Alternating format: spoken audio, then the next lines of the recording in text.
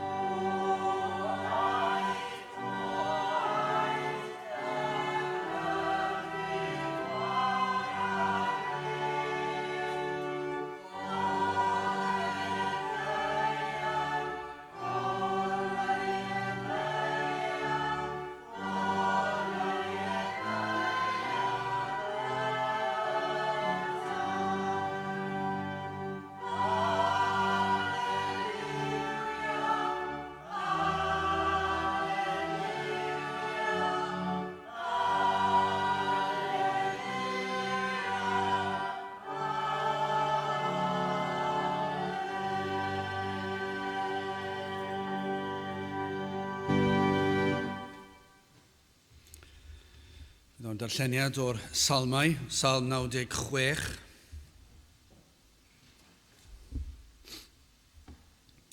Salm 96, dechrau'n yr adnod gyntaf. Cenwch i'r arglwydd ganiad newydd, cenwch i'r arglwydd yr holl ddaear, cenwch i'r arglwydd bendigwch ei enw, cyhoeddwch o ddydd i ddydd ei iachawdwriaeth ef. Datgenwch ymysg y cenhedloedd ei ogoniant ef, ymhlith yr holl bobloedd ei ryfeddodau. Cynnes mawr yw yr arglwydd, a chan moladwy iawn, ofnadwy yw efe goruwch yr holl ddiwiau. Cynnes holl ddiwiau a bobloedd ydynt eilunod, ond yr arglwydd a wnaeth y nefoedd. Gogoniant a harddwch sydd o'i flaen ef, nerth a hyfrydwch sydd yn ei gysegr. Tylwythau y bobl, rhoddwch i'r arglwydd ogoniant a nerth, rhoddwch i'r arglwydd ogoniant ei enw, dygwch offrwm a deuwch i'w gynteddoedd. Addolwch yr arglwydd mewn prydferthwch sancteiddrwydd, yr holl ddeiar ofnwch ger ei fron ef. Dywedwch ymysg y cenhedloedd, yr arglwydd sydd yn teyrnasu a'r byd a sicrhaodd efe fel nad ysgogo, efe a farna y bobl yn union. Llawynhaid y nefoedd a gorfoledded y ddeiar, rhied y môr a'i gyflawnder. Gorfoledded y maes a'r hyn oll sydd ynddo, yna holl brennau y coed a ganant. O flaen yr arglwydd cynnes y mae yn dyfod i farnu y ddeiar, efe a farna y byd trwy gyfiawnder a'r bobloedd a'i wirionedd. Bydde bendith Duw ar eis air sanctaidd Dduw. Gadewch ni nawr droi at ein harglwydd mewn gweddi. Diolch yn ei ti unwaith eto o Dduw am y fraint yma cael dod ger dy fron ac yn dod trwy enw ac heiddiant ein harglwydd Iesu Grist ac yn diolch ein bod yn gallu dod Ger dyfrondi o flaen do'r seddfainc yn gwybod am y derbyniad, y croeso, dy fod yn dad nefol arnom, ac yn gofyn I ti o Dduw i'n helpu ni I fanteisio ar bob un cyfle o Dduw. Nid yn unig mewn oedfa, nid yn unig pan I ni adre ac yn darllen air ac yn galw ar denw, ond o Dduw I gofio mai plant I ti ydym, ath fod yn dad I ni ac ein bod yn gallu dod at ti trwy gydol y dydd, pob dydd. Pa bynnag adeg o Dduw, yna fyddwn ni yn bell o dy bethau di ar unrhyw adeg o'n bywydau, byddwn ni yn cyfathrebu, yn cymdeithasu, yn sgwrsio ac yn dod â'n mawl, yn dod â'n deisyfiadau, yn ddyddiol. Bob munud o'r dydd o Dduw bydd ein meddyliau ni yn meddwl sut fedrwn ni fyw I dy ogoneddu di, I fyw ein bywydau mewn modd o ddiolchgarwch. I ni yn gofyn o Dduw, mae hyn fydd yn wir amdano ni, a byddwn ni yn rhoi ein bywydau I dy wasanaethu di, a oherwydd yr hyn oll yr wyt ti wedi rhoi I ni. Peth bach felly o Dduw yw'r rhoi o'n bywydau ni, o feddwl dy fod wedi achub ein heneidiau ni, dy fod wedi maddau ein pechodau ni, dy fod wedi rhoi bywyd trygwyddol I ni, o Dduw, dy fod wedi addo bod gyda ni bob cam o'r ffordd, ac felly ni yn diolch I ti am yr efengil sanctaidd, ac yn gofyn y bydd y wawr yna mynd ar led, y bydd dydd yn dod unwaith eto o Dduw, y bydd y wawr yn torri ar enaid hyd yn oed yma heddi, ond hefyd ar ein cenedl ni, y byddwn ni yn cael gweld dyddiau gwell. I ni yn gofyn o Dduw ar I ti ddychwelyd i'n plith. I ni yn gofyn I ti I dywallt ysbryd arnom. I ni yn edrych o'n cwmpas ac yn gweld o sil I sil y diriwiad o Dduw. I ni'n gweld y diriwiad yn ein bywydau ni'n hunan heb sôn, a mae hyn I ni'n ei weld yn y wlad. Ac yn gofyn o Dduw I ti faddau, I ti drigarhau ac I ddod nôl i'n plith. Fel dy blant nad ydyn ni'n heiddi, dim, dydyn ni ddim yn heiddi ti ddod nôl I fendithio ni fel cenedl, ond o Dduw, yr wyt ti yn dad ac yn un trigarog, yn hir ymaros, ac felly ni yn gofyn y byddi di unwaith eto yn gweithio yn ein plith yma yn ein hoedfa ni ac hefyd ar hyd a lled ein gwlad ni. O Dduw, byddwn ni yn cael clywed am lefydd lle bydd air di'n cael ei chyhoeddi'n ffyddlon, bydd enw di'n cael ei addoli mewn ffordd sydd yn barchus ac yn gywir, ond mewn ffordd sydd yn llawn sel a chariad. I ni yn gofyn o Dduw y byddi di yn gwneud y pethau hyn, pethau sydd erbyn hyn o Dduw wedi mynd tu hwnt i'n dychymyg ni. Ni'n ffeindio fe'n anodd I ddychmygu diwrnod pan y fydd pethau yn newid. Ond ni'n gwybod y fod ti yn gallu rhoi y gair, yn rhoi y gorchymyn ac felly mewn un eiliad gallu trawsnewid cenedl. I ni'n gofyn I ti felly gwneud y pethau hyn. I ni'n gofyn I ti weithio yn ein plith ni yma, a byddwn ni yn cael gweld rhywrai yn dod o'i tywyllwch I oleini ar efengil. Felly o Dduw, diogelan hamser bendithio ni nawr, arwen ni yn ein haddoliad, nertha ni yn ein haddoliad, a fydd y cyfan yn dy ogoneddu di. Ter felly, I ni'n gofyn hyn o tre enw ac heiddiant ein harglwydd Iesu Grist. Amen.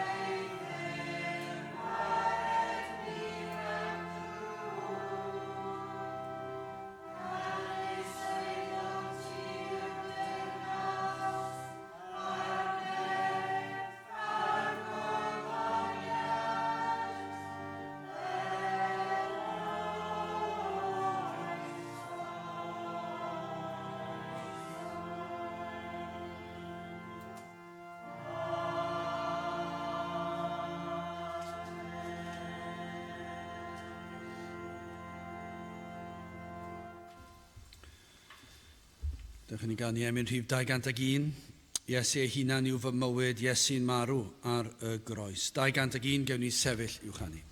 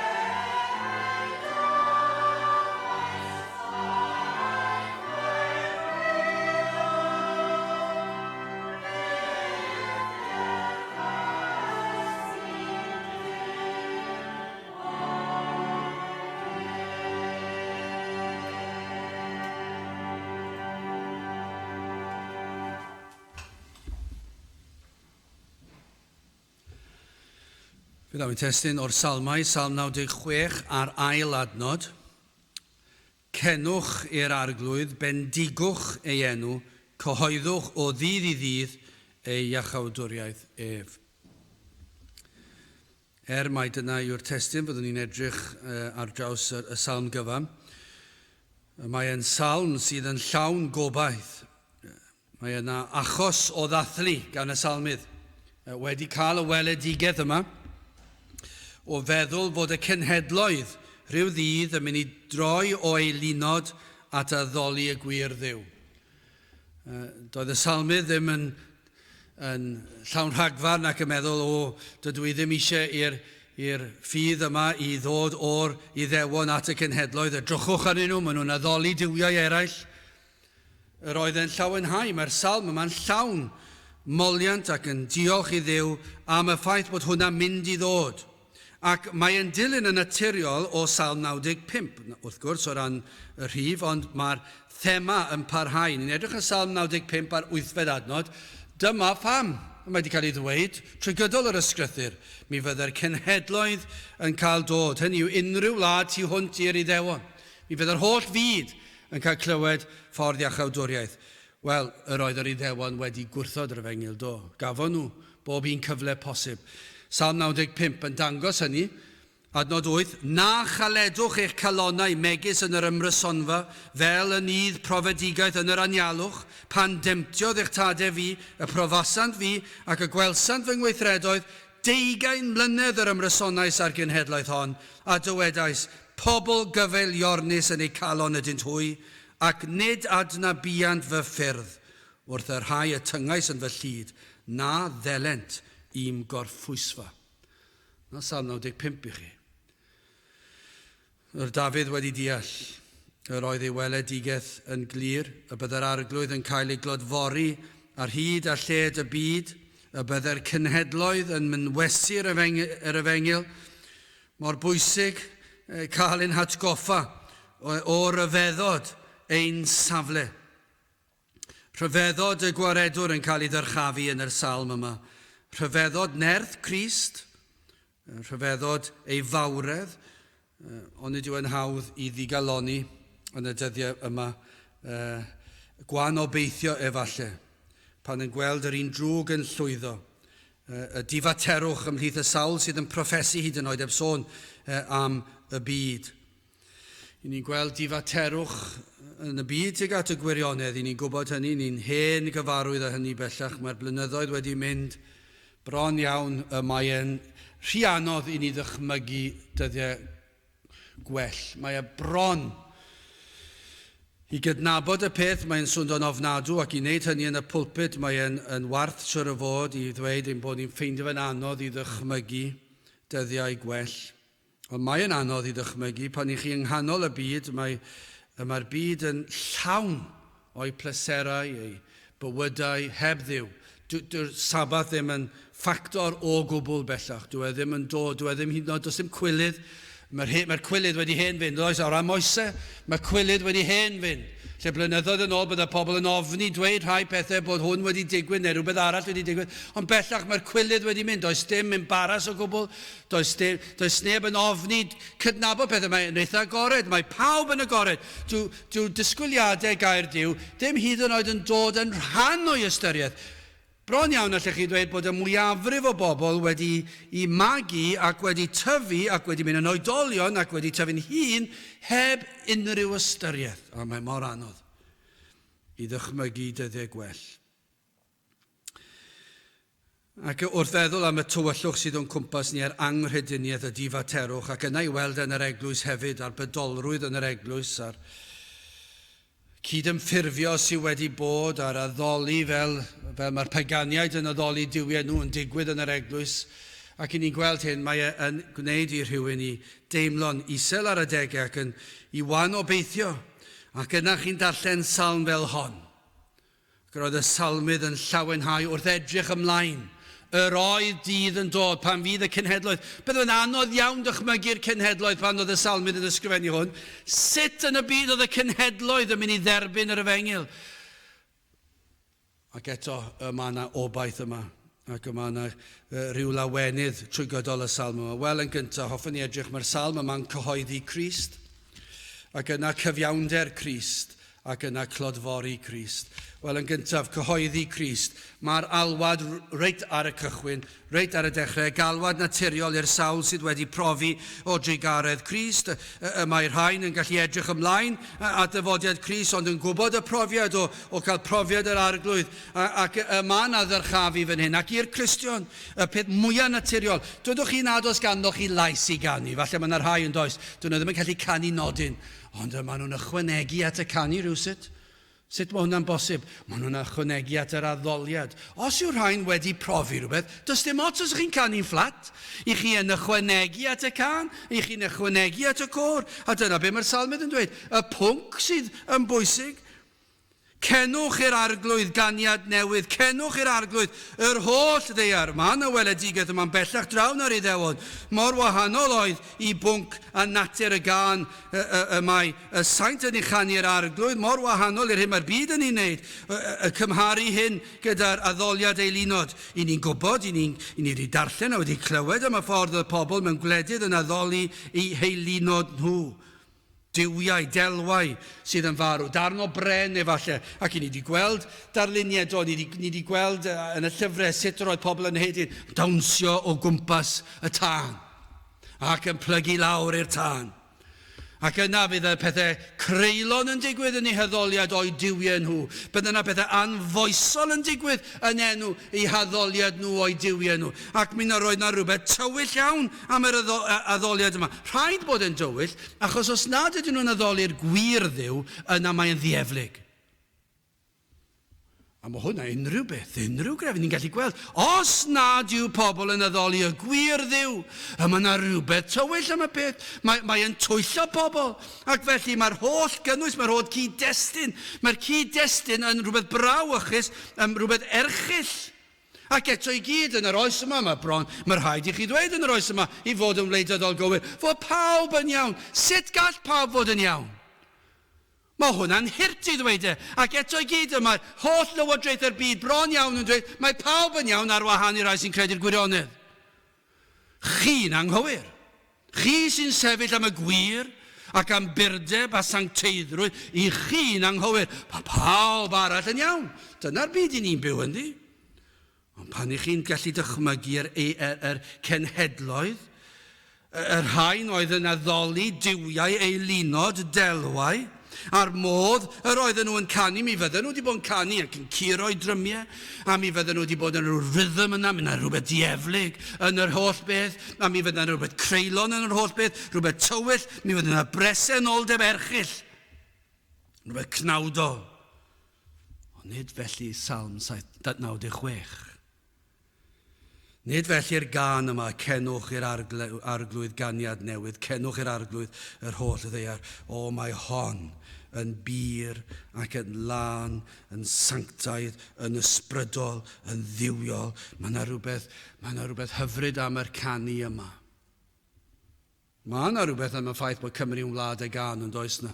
Mae Cymru wedi fendithio mwy nag unrhyw wlad arall yn yr holl fyd nesaf Israel, gyda diwygiadau. Mi roedd hynny wir. A mae'n naturiol felly feddwl yn dod o tu fewn i'r person yma sydd wedi profi a chawdwriaeth. Be mae'r person yma eisiau gwneud? Canu. A mae cenedlaethau cannoedd o flynyddoedd o fendydd. I ni'n mynd nôl at y seintiau. Ni'n mynd nôl at y diwygiadau yn yr ail ganrif ar 15, yr 19fed ganrif, y 4edd ganrif ar 15. Ni'n edrych yr holl ddiwygiadau yma. Ac o hynny, beth sy'n digwydd? Beth sy'n digwydd pan mae rhywun cael ei achub? Maen nhw eisiau canu. Os nhw'n gallu canu, neu peidio os dim ot, maen nhw'n bloeddio canu. Maen nhw'n canu clod ac mae yna rhywbeth pur am y canu yma. Mae'r tonau yr emynau Cymraeg. Oes na donau gwell? Allai ddim dychmygu'r peth. Maen nhw'n dod o ddiwygiadau. Mae'r llyfr emynau yma. Mae'n llawn perlau. Pam hynny? I felchos yn y Gymraeg yw e? Wel, wrth gwrs, fel Cymru byddwn ni eisiau dweud hynny. Ond na, oherwydd bod diwygiadau di ri wedi peri, bod rhain wedi cael eu creu. Mae'r gan yn dod o iachawdwriaeth. Pan i chi wedi profi maddeuant pechod, does dim byd gwell, mae'r baich wedi mynd. Iachawdwriaeth yw pwnc y gan. Mae yna ddiolch fan hyn yn y gan yn edrych ymlaen bod y cenhedloedd rhyw ddiwrnod maes o law yn mynd i glywed, ond hefyd yn mynd i dderbyn yr efengil, y byddai'r newyddion da yn lledaenu o'r Iddewon ar hyd a lled y byd, ac nawr mae yna alwad i glodfori enw ein Duw ni, ei berson, i ganu clodydd ei berson, ei enw yn llawn perlau, llawn disgrifiadau o'r hyn ydyw a'r hyn a wnaeth dros ei bobl. Mae e'n waredwr, mae e'n brynwr, yr un sydd wedi dod i lawr o'r nef i fyd llawn casineb, ond fe ddath i ddelio gyda'n pechod. Dyna'r gan. Cenwch i'r arglwydd, bendigwch ei enw yr ail adnod, cyhoeddwch o ddydd i ddydd ei achawdwriaeth ef. Dyna chi adnod. Mae'r adnod yna yn alwad yn orchymyn I ni bregethu yr efengil sydd yn Crist. Dyma'r modd gellir dyrchafu Crist. Cenwch yr arglwydd, bendigwch ei enw, cyhoeddwch o ddydd I ddydd ei iachawdwriaeth ef. Beth yw'r pwnc? Iachawdwriaeth, achubiaeth enaid, y modd y gall enaid dderbyn sicrwydd cadwedigaeth o fywyd tragwyddol. Mae'n rhyfedd ond diwedd sut yma'r eglwys wedi troi cefn yn gyntaf ar bregethu. Does dim llawer o bregethu bellach yn yr oes yma nag oes. Mae yna rhywbeth wedi digwydd I feddwl bod Cymru yn wlad ag cynhyrchod bregethwyr dro o tro, diwygiadau ar ôl diwygiadau, ac yn cyhoeddi'r gair ac yn dweud felly dywed gair yr arglwydd. Doedd dim trafodaeth fan hyn, yr oedd yn gyhoeddiad o air Duw. A'r pwnc y pregethu, oedd efengeli, sut fedrwch chi ddod yn Gristion? Dyna oedd y pwnc bob un tro. Petawn ni'n gofyn, pa mor aml dylsyn ni bregethu am ffordd iachawdwriaeth? Petawn ni'n gofyn I cwestiwn I chi, pa mor aml dylsyn ni cael oedfa efengeli?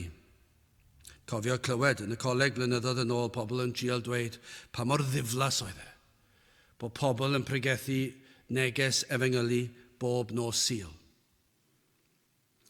Fi'n cofio edrych arnyn nhw, ac yn gwybod beth o'n nhw'n dweud, achos dyna oedd ein traddodiad ni bob un cyfle. Ac o'n nhw'n dweud, mae eisiau pregethu ar y pwnc yma, problemau cymdeithasol. Doedden nhw ddim yn cyffwrdd ar bechod. Doedden nhw ddim yn rhoi yr ateb. Mi roedden nhw'n trafod. Ac o'n i'n meddwl, does dim syndod fod ein gwlad wedi hen fynd o'r eglwys. Pa mor aml dylsyn ni bregethu oedfa, efengeli, sut fedrwch chi ddod yn Gristion? Dim un arall. Dim pwnc arall.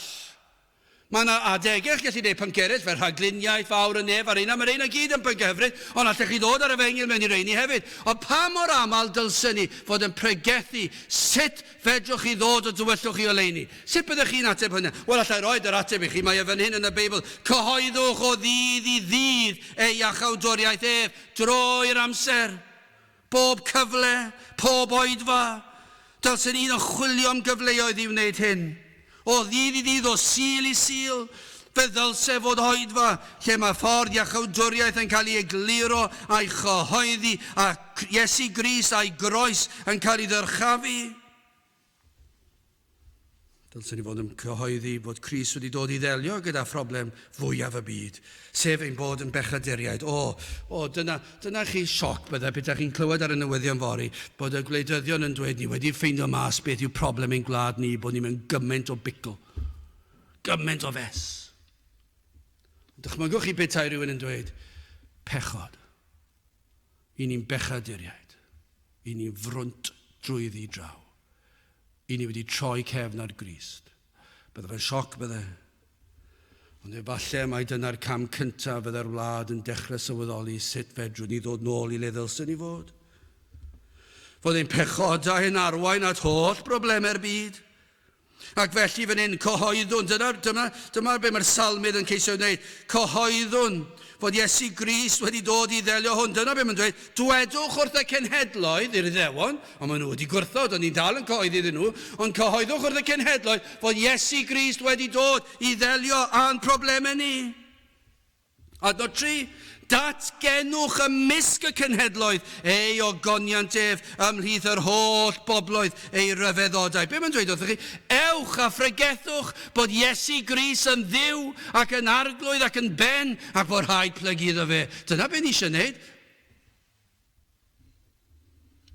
Bron iawn, dwi'n dweud bod hwn bellach yn byddai'r rhaid cael arweiniad I wneud hyn, ond y diwygiadau yng Nghymru, ond oedd rhai yn mynd mewn i'r tafarnau. Be mae pobl yn gwneud heddi, dwi wedi clywed Cristnogion yn dweud, dyna le dylen ni fod yn y tafarnau, ac dyna lle maen nhw'n cael peint gyda'r pobl ac yn mwynhau'r rhegi a'r anfoesoldeb sy'n mynd o gwmpas nhw. Ni'n dystion, ni eisiau dangos bod ni'n od.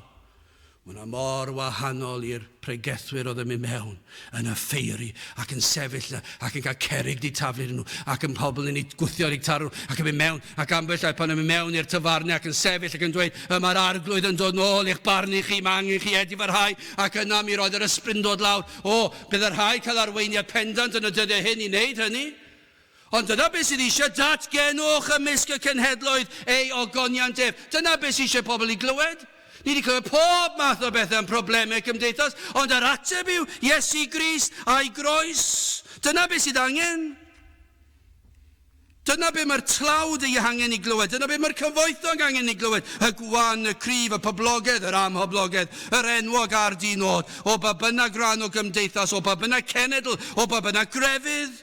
Yr un yw'r neges y mae angen i chi glywed am Grist, gan mae trwyddo ef yn unig gellir cael heddwch a Duw, trwyddo ef yn unig gellir derbyn maddeuant pechodau a bywyd tregwyddol. Be mae'n dweud fan hyn, gelwyr ar bobloedd y byd i weld fod Crist uwchlaw pob eilyn. Mae Iesu Grist uwchlaw pob eilyn. Marw yw eich eilinod chi, ond fod Crist yn fyw ac yn nerthol ac yn holl alluog. Adnod 4 a 5 o'r Salm. Canis mawr yw yr arglwydd a chanmoladw iawn, ofnadwy yw efe goruwch yr holl ddiwiau. Canis yr holl ddiwiau y bobloedd ydynt eilinod. Ond, sylwch ar hwn, yr arglwydd a wnaeth y nefoedd. Fe sydd wedi creu y byd. Mae'r eilinod eraill. I ni'n gwybod bod eilinod ac i ni'n deall pam bod eilinod. Lluniwyd dyn ar lun a delw Duw. Mae person dyn yn gwybod bod na Dduw. Dyna pam fod crefydd ar hyd y byd i gyd. Ychydig yw'r digred mewn Duw. Y broblem yw, o'r holl bobloedd y byd sy'n credu mewn Duw, achos bod nhw'n gwybod bod na, mae yna rhywbeth yn person dyn sydd yn gwybod mae na Dduw i'w addoli. Ni'n gwybod hynny, mae mwyafrif yn gwybod hynny. Y rai sydd yn dweud bod nhw'n anffyddwyr, dwi'n meddwl fath beth go iawn sy'n fod, mae yn y pen, mae nhw'n swyddogol yn galw hunan hynny, ond mae nhw'n addoli rhywbeth. Maen nhw'n gwybod bod yna rhywbeth ac yn dymderau'r enaid. Maen nhw'n gwybod bod yna Dduw. Ac mae yna ofn yna, ac maen nhw'n boddi'r ofn gyda pob math o syniadau a gweithredoedd. Ond i ni'n deall pam fod crefydd yr byd, achos mae dyn yn gwybod bod rhaid addoli Duw. Ond be mae dyn yn neud yw, dwi'n gwybod pwy yw Duw, ac felly maen nhw'n creu ei diwiau eu hunan. Mae Satan yna'n dod, ac mae'n trial arwain i pobl i ffwrdd o'r gwir grefydd. Ond beth i ni'n clywed gan y salmydd yw fod Crist uwchben, uwchlaw pob Duw. Fe yw yn creawdwr ni. Gadewch ni symud ymlaen, cyfiawnder Crist. Cymaint o wahaniaeth rhwng Crist a'r eilinod. Adnod 6, gogoniant a harddwch sydd o'i flaen ef, nerth a hyfrydwch sydd yn ei gysygyr. Dyna wahaniaeth o addoliad Duw ac addoliad Crist ac addoliad eilinod. Addoliad o eilinod, mae yna rhywbeth erchyll am y peth. Ond mae addoliad o Grist, gogoniant a harddwch sydd o'i flaen ef, nerth a hyfrydwch sydd yn ei gysygyr ef. Ef yw yr un a greodd y byd, ef a'n creodd ni, a'r hyn oll sydd yn y byd, mae yn ogoneddus yn ei holl berson, a disgrifir Iesu Grist fel hael cyfiawnder. Ohono ef y tywyna pelydrau ysblenydd. Mae yna popeth am yr arglwydd Iesu Grist yn oleuni. Mae'r nerth, y gwres, y daioni yn dod ohono ef. Yn ei bresenoldeb, i chi'n gweld perffeithrwydd. Nid oes dim nam ynddo ef, does dim drwg, does dim twyll, does dim byd tywyll. I ni'n gweld yn yr arglwydd Iesu Grist awdurdod heiddiannol. Mae yna rhyw gydernid yma am yr arglwydd Iesu Grist ac y bod yr awdurdod yn heiddiannol. Dwi ddim wedi cyrraedd y safle o awdurdod a dylanwad trwy dwyll. Dyna sut mae llawer heddi'n dydyn nhw. Maen nhw'n cyrraedd y top. Cyrraedd y top. A sut maen nhw wedi cyrraedd yna? Yn aml iawn trwy dwyll. Sut maen nhw wedi cyrraedd y safle awdurdod? Rhywsut neu gilydd, maen nhw wedi dimsgil ar rhywun, wedi gwythio'r un arall o'r ffordd, wedi dweud celwydd am hwn efallai, ac yna maen nhw'n gwneud penderfyniadau sydd ddim yn gwbl onest, a maen nhw'n cyrraedd safle awdurdod. Ond dim felly gyda Iesu Grist, mae awdurdod ef yn bir.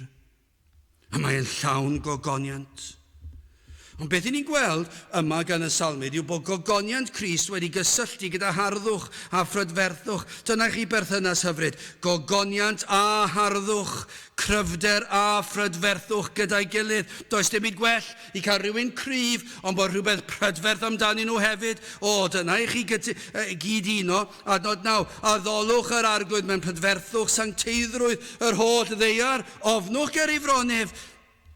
Yn aml, pan ych chi'n gweld arweinwyr pwerus. Ond does dim byd prydferth amdanyn nhw. Oedd amdanynt na'r hyn a wnaint wych chi'n gweld yr hyn maen nhw'n ei wneud, a'r modd maen nhw'n wneud e. Mae yna rhywbeth dieflig am y peth, maen nhw'n bwerus. Maen nhw'n bwerus, maen nhw'n gryf, ond mae yna rhyw bechod, mae yna rhyw falchder, ac ych chi'n dod ar ddau at ei gilydd, ac ych chi'n ofni beth yw canlyniadau hwn, ble mae hwn yn mynd i arwain, pan ych chi'n cael y ddau beth yna gyda'i gilydd, mae'n erchyll, ond pan ych chi'n dod ag awdurdod, a gogoniant, a phwer, a dod â phrydferthwch, a sancteiddrwydd, mae'n dod â cysur i ni, a dyna be mae'r salmud yn teimlo, addolwch yr arglwydd, mae yna rhywbeth prydferth amdano. O mor bell o'r hyn i ni weld yn y byd, bod yna rhyw deyrnasu anheilwng anghyfiawn yn digwydd. Llywodraethau, llysoedd barn, i ni'n clywed lot rhy aml yn dydyn ni. Sut y mae'r rhai'n gallu cael ei talu falle i adael rhywun i beidio cael ei cosbi, peidio dod o flaen i gwell. Bod yna rhyw dwyll, rhyw gelwydd, pwy bynnag i chi, pwy chi'n nabod. Ond oes dim byd felly yma am Iesu Grist. Yma yna gyfiawnder am Crist. Ni'n gweld pob rhan o gymdeithas, pobl uchel i parch ac eto anghyfiawnder yn rhemp.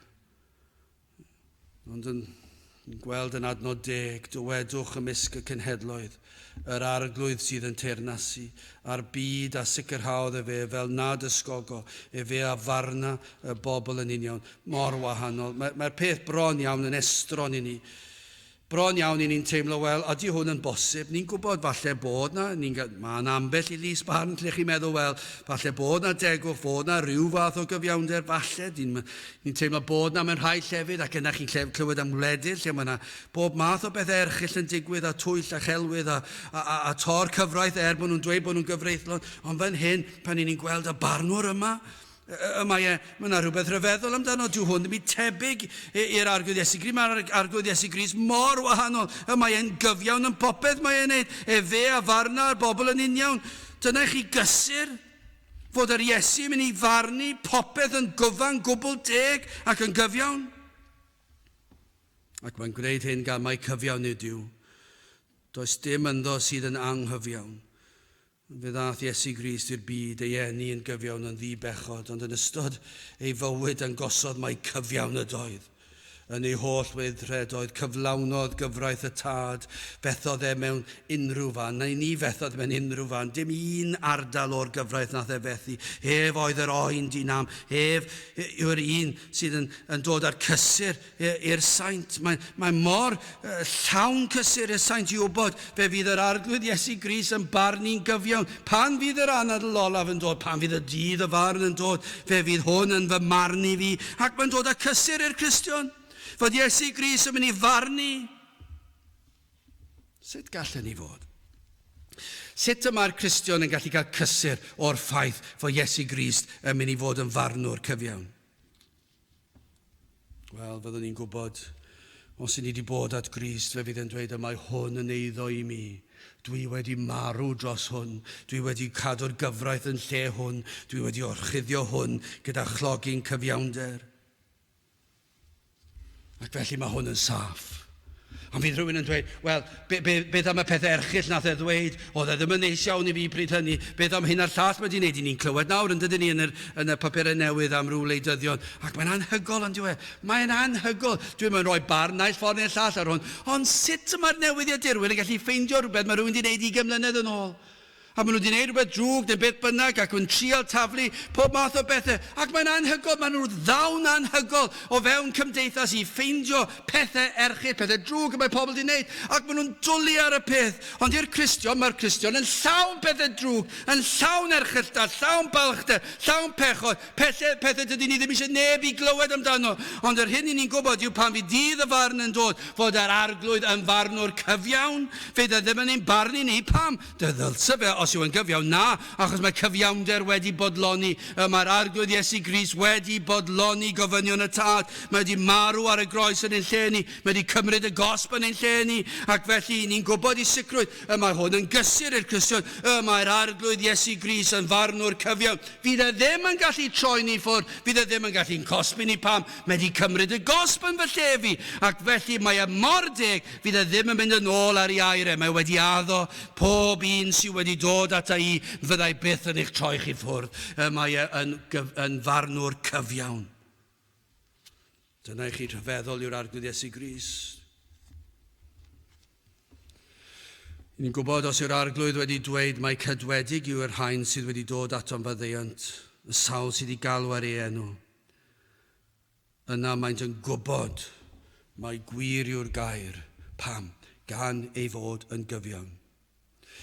Ond hefyd ar y llaw arall, mae hwn yn frawychus i'r di-gred. Os yw'r arglwydd yn gyfiawn, a does dim modd talu rhywun swm o arian iddo, does dim modd pledio gyda fe I droi golwg, troi cefn ar ambell I bechod, does dim modd dweud, wel dwi'n nabod hwnna'r llall, dwi'n fab I hwnna'r llall. Os yw e'n gyfiawn, mae hwn yn frawychus i'r di-gred. Adnod 13, o flaen yr arglwydd, canis y mae yn dyfod I farnu y ddeiar, fe a farna byd trwy gyfiawnder a'r bobloedd a'i wirionedd. Mae hwn yn codi dychryn ar y di-gred. Yr un sydd goruwch pob dim. Does dim un eilyn yn dod yn agos at Grist. Mae Iesu Grist yn gwybod y cyfan. Mae'n gweld y cyfan. Mae'n clywed y cyfan. Mae'n gwybod cymhellion ein calonau hyd yn oed. Mae'n deall ni yn well na ni'n deall ein hunan. Ac fe fydd ei farned I geithau ef yn gwbl gyfiawn. Fydd dim anhegwch. Os ych chi'n meddwl, wel, dyw hwn ddim yn deg, wel, meddyliwch to, achos does dim byd anheg anghyfiawn am Grist. Fe fydd ei farn ohonoch chi yn gwbl deg. Fe fydd bob un pechod yn derbyn y gosb heiddiannol. Fydd dim twyll. Fe fydd yn barnu yn ôl ei gyfraith ef, ac teg fydd yr holl broses. Bod yn anodd I ni ddychmygu hynny mewn byd llawn twyll, ond yn iddyr y farn, pan fydd yr arglwydd yn dychwelyd ac y fydd yn galw pob un ynghyd, pan y fydd pobl yn sefyll o'i flaen, fydd dim byd anheg. Mae wedi datgan ei berson yn ei greadigaeth, anfonodd broffwydi I ddangos i'r bobl ei air, anfonodd ei fab Iesu Grist I ddatgan ffordd. Iesu Grist oedd y gair, fe oedd y datguddiad o Dduw. Does dim esgus. Does dim un yma heddi gydag esgus yw hesgusodi o'i dyletswyddau I edifarhau a chredu. Os I chi dal I wrthod, yna fe fydd yr arglwydd Iesu Grist yn eich barnu chi ac fe fydd yn gwneud hynny mewn modd cyfiawn. Dim byd anheg. A fe fydd yn edrych ar yr holl sefyllfa. Ac yr hyn sydd yn frawychus fydd y waith arnoch chi gan eich bod wedi eich rhybuddio. Mae'r rhybudd wedi cael ei osod. Ac felly fe fydd atebolrwydd. Pam bechadu'r cyndyn? Pam I ti droi ffwrdd? Dyna bydd y cwestiwn. Ti wedi cael y cyfle. I chi wedi cael y cyfle I gredu ac ymddiried yn yr arglwydd Iesu Grist, ac fe fydd yr arglwydd yn gyfiawn, yn deg. Fydd popeth fydd yn neud, fydd y ddedfryd yn deg.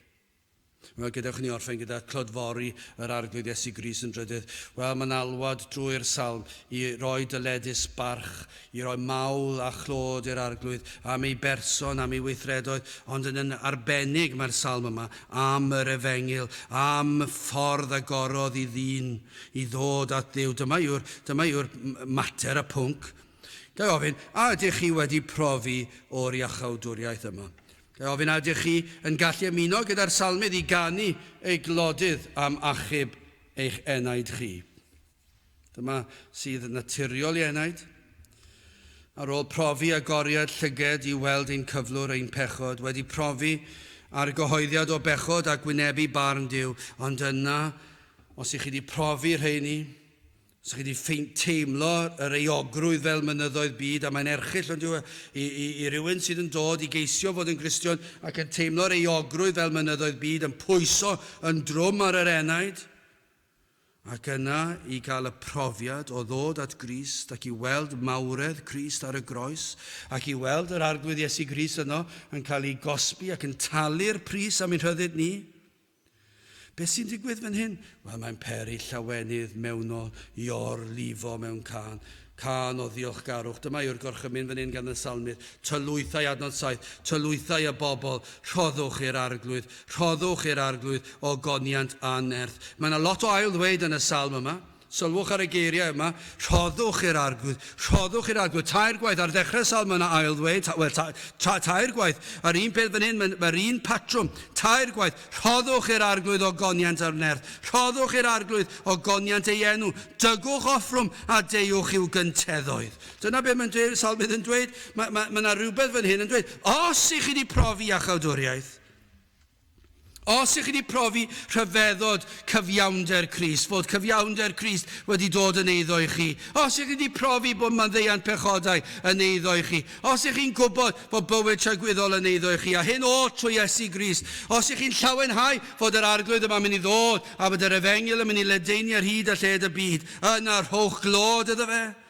Rhoddwch i'r arglwydd o goniant ei enw, dygwch, mae'n mynd ymlaen, offrwm a deiwch i'w gynteddoedd. Bron iawn allwch chi dweud, deiwch, rhoddwch eich bywyd a dewch i'r capel. Boes bach, i ni'n bell o ni'n dydyn. Ni'n gofod troi brichiau pobl, dewch i'r cwrdd. Dyna beth mae'n dweud fan hyn. Rhoddwch i'r arglwydd o goniant ei enw, dygwch offrwm, deiwch i'w gynteddoedd. Bron iawn, dylsyn ni ddim hyd yn oed fod yn goffod gofyn. Mae yna rhywbeth fan hyn o Rhufeinied 12 adnod 1 ymdeimlad. Am hynny yr wyf yn atolwg i'ch chwifrodyr, trigareddau Duw, roddi ohonoch eich cyrff yn aberth byw, sanctaidd cymeradwy gan Dduw, yr hwn yw eich rhesymol wasanaeth chi. Dyna beth mae'n dweud, o rhoddi, mae yna rhywbeth am y salm, does, rhoddwch i'r arglwydd, dygwch offrwm, deiwch i'w gynteddoedd. A mae Paul yn dweud yn y Rhufeiniaid, mae hyn dweud, rhoddwch, rhoddi ohonoch eich cyrff yn aberth byw. Mae eisiau chi rhoi eich bywydau i wasanaethu fe, i waddoli fe, dewch i'w gynteddoedd. Oherwydd ei aberth ar y groes. O, na fyddem ni, nid yn unig yn canu glodydd, nid yn unig yn cyhoeddi'r ffordd y mae wedi ddarparu ar gyfer ein hiachawdwriaeth, ond y byddwn ni'n rhoi o'n cyrff yn aberth byw sanctaidd cymeradwy gan Dduw. Ond nid oes lle gan yr holl fyd ryfeddu a chanu ei glodydd. Mae'n dweud fan hyn, mae'r pwnc mor rhyfeddol i'r salmydd. Adnod 11 ymlaen, mae'n dweud hyn, llawenhaued y nefoedd a gorfoledded y ddeiar.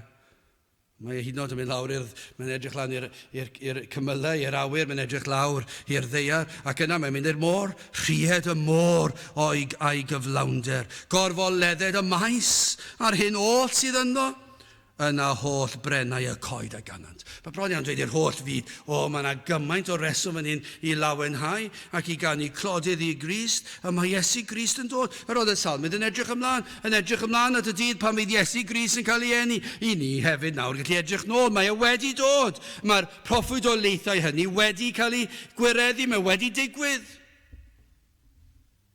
Ond y cwestiwn yw, ydych chi yn rhan o'r côr yma? Ydych chi yn gallu canu y clodydd yma? Ydych chi wedi profi be mae'r salmydd wedi brofi? Mae yna ddyletswydd arno ni. Mae yna orchymyn i chi gredu ac edifyrhau. Ond na fyddwn ni yn ei glodfori fe ac yn diolch iddo fe. Doeddwn ni ddim wedi dewis diolch i ti yr holl alluog Dduw, ond y ffaith bod ni wedi canu ddi yn ffitio, yn siwtio'r bregeth i'r dim. Diolch i ti yr holl alluog Dduw am yr efengyl sanctaidd. Halleluia. Amen. Ond dyna beth sydd fan hyn, cenwch i'r arglwydd. Canwch ei glodydd. Dyrchefwch Crist. Iesu Grist yn cael ei ddyrchafu fan hyn. Trwy gydol y salm yn dweud, mae yna ddydd yn dod. Dyma chi gael londy, dyma chi gysur. Ac mae e'n gysur i'r Cristion. Ond gai orffen gyda'r hybydd i'r digred. Dyw e ddim cysur o gwbl i chi. Bydde fe lot yn well i chi petai'r arglwydd Iesu Grist yn anghyfiawn. Bod chi'n gallu dalu fe. Llwgwr wobrwyo. Pimpint fan hyn fan draw. Pwy chi'n nabod, dwi ddim yn gweithio fel e. Mae Iesu Grist mor gyfiawn. Does dim gobaith i'r digred. Os ych chi'n mynd i fynd i'r diwrnod hwnnw ac yn mynd i sefyll chi meddwl ar eich pen eich hun, gaid eich atgoffa chi, mae'r ysgrythyr yn llawn o hyn, mae'r arglwydd yn gyfiawn, mae e mor gyfiawn, mae popeth fydd yn ei wneud, wedi wneud ac e fydd yn wneud yn deg, ac fyddwch chi'n sefyll ger ei fronau, a fyddwch chi ddim yn gallu sefyll, fyddwch chi'n gallu dweud dim, fyddwch chi yn fyd llwyr, fyddwch chi ddim yn gallu dadlau, fyddwch chi ddim yn gallu dweud ond hyn ac ond llall. Achos fyddwch chi'n gwybod mae hwn yn gyfiawn ac mae farnedigaethau yn deg. Ond i'r Cristion, dyna i chi gysur. Os ych chi wedi dod at Grist ac wedi derbyn o'i faddeuant, os ych chi wedi dod at y groes a fod y gwaed wedi llifo a bod yna olchiad, os ych chi wedi derbyn hodd o ffydd i gredu yno fe, ac bod nawr yn pwyso ar Grist yn unig, yna yna gysur rhyfeddol. Mae cyfiawn yw hwn. Ac os yw wedi dweud unwaith i chi yng Nghrist am byth, yna pan ddaw y dydd ofnadwy hwnnw, fe fydd yr arglwydd Iesu Grist yn eiriol trosom ni. Dyna'r cysur. Cenwch i'r arglwydd, bendigwch ei enw, cyhoeddwch o ddydd i ddydd ei iachawdwriaeth ef. Gadewch i ni weddio. O Dduw, i ni yn diolch i ti am yr efengil sanctaidd ac yn gofyn o Dduw, byddi di yn helpu ni i ddyrchafu Crist o sil i sil, o ddydd i ddydd, yn ein bywydau o Dduw, y bydd Crist a'i groes yn cael ei ddyrchafu. Ac yn gofyn o Dduw, y bydd na rhyw rai yn ffeindio bod ei llygaid ei heneidio yn cael ei hagor i weld ei pechod ac i weld rhyfeddod yr arglwydd Iesu Grist. Tyr di'n plith, i ni'n gofyn hyn o trwy enw ac heiddiant ein arglwydd Iesu Grist. Amen. Dewch ni orffen trwy ganu'r emyn i 555. Cymer Iesu fi fel rydw fyth ni alla fod yn well. Dallu di am gwna'n agos fy wyllus i i'w mynd ymhell. Yn dy glwyfau byddai'n unig fyth yn iach. 555 gyda sefyll i'w chael. Amen.